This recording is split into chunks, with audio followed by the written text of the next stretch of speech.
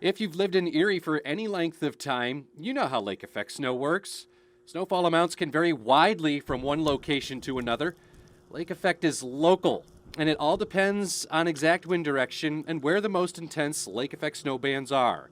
That's why spotter reports are so incredibly helpful. The other important tool when it comes to forecasting lake effect snow, Doppler radar. But even Doppler radar has some shortfalls when it comes to forecasting lake effect snow, and that has to do with our location between Cleveland and Buffalo.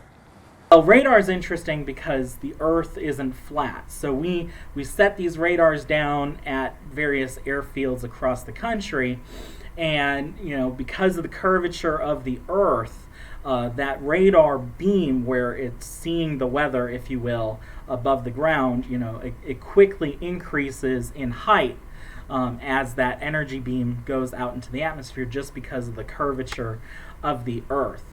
The radar beam that scans the skies over Erie was roughly about 10,000 feet above the surface. Now that's about 2 miles off the surface. I say was because recently the National Weather Service offices in Cleveland and Buffalo have implemented new technology that actually lowers the height of the radar beam, which makes it easier to sample lake effect snow over northwest Pennsylvania. We have undergone changes to our radar where we are able to lower the beam height of how the radar views the weather in the atmospheres. With the new changes to the radar, the beam now shoots at a height of about 7,000 feet, and that's roughly 1 mile to 1.5 miles off the surface. Now you're probably thinking, big deal. That's not a huge change.